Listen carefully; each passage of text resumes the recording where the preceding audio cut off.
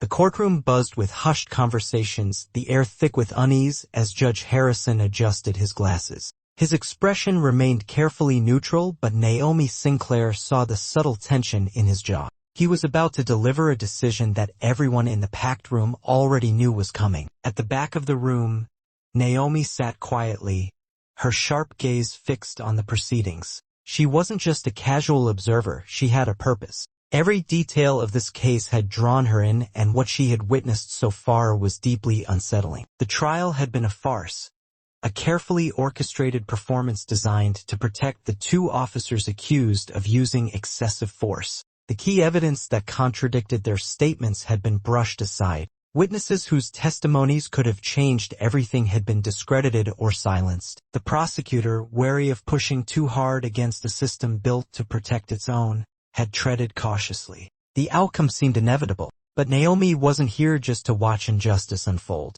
She was here to disrupt it. A slight movement near the exit caught her attention. A uniformed officer stood there, his gaze flickering toward her more often than necessary. At first, she dismissed it as standard crowd surveillance. But then she noticed the shift, his focus sharpening, his posture stiffening. He wasn't just watching, he was assessing her. Then, with a firm nod to himself, he started toward her. "Ma'am, I need you to come with me," he said in a low, authoritative tone. Naomi met his gaze evenly. "Excuse me?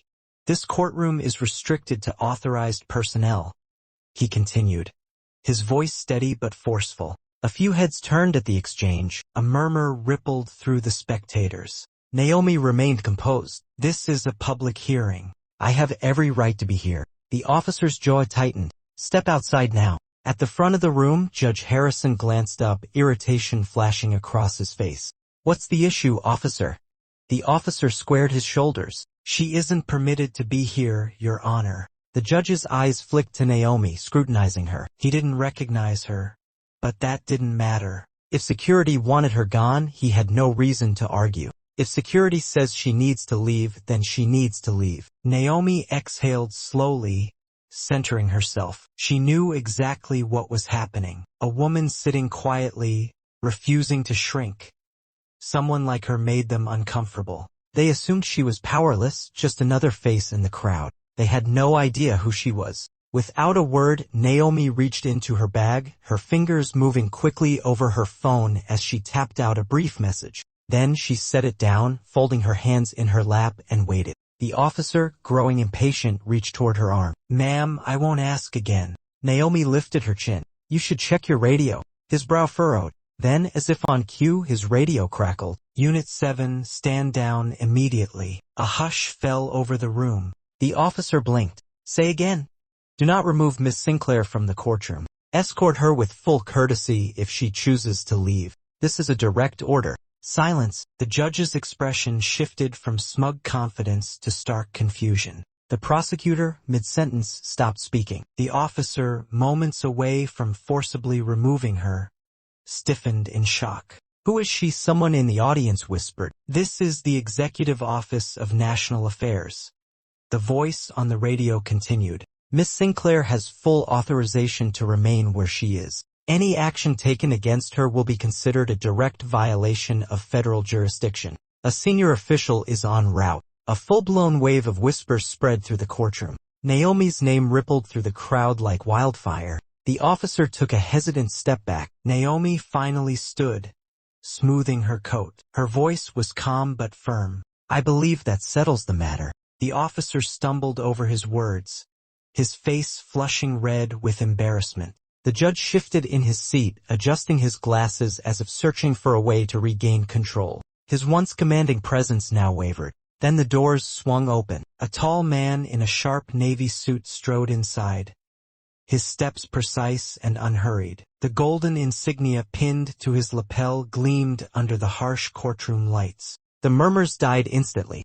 He stopped beside Naomi, offering a slight nod of acknowledgement before shifting his gaze to the judge. "Miss Sinclair is a senior government representative," he stated, his voice carrying undeniable weight. "She's here on official business. I assume that won't be an issue." The judge, who had been so eager to dismiss her moments ago, suddenly looked desperate to disappear. He opened his mouth, searching for an excuse, but Naomi's steady gaze and the presence of federal authority held him in place. "Oh, of course not," the judge stammered, clearing his throat. The official didn't so much as blink. "Good," he said smoothly.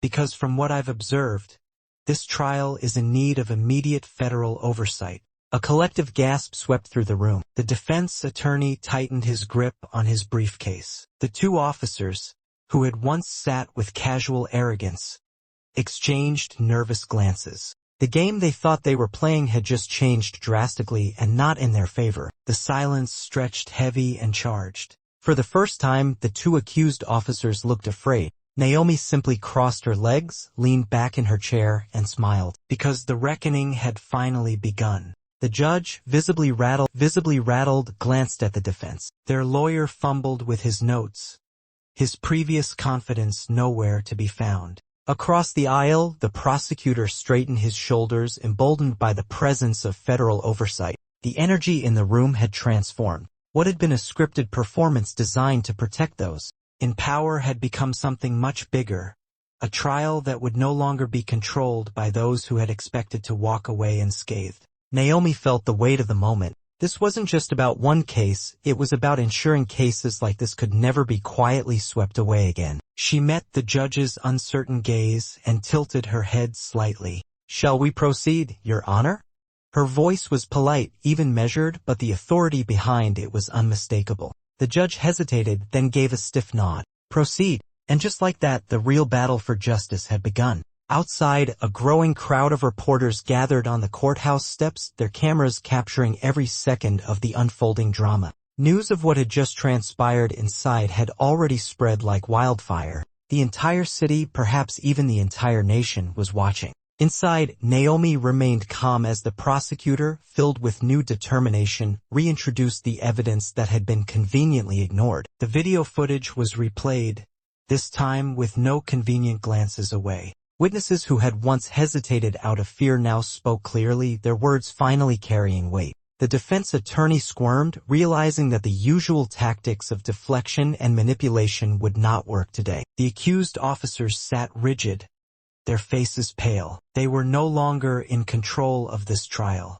Justice long denied was now emotion, unstoppable, undeniable, irreversible. This trial was no longer just about one case. It had become a statement, a warning, a turning point in a system that had protected the wrong people for far too long. And as the courtroom doors remained open for all to witness, Naomi Sinclair knew one thing with absolute certainty. This was only the beginning. Subscribe for more insane stories.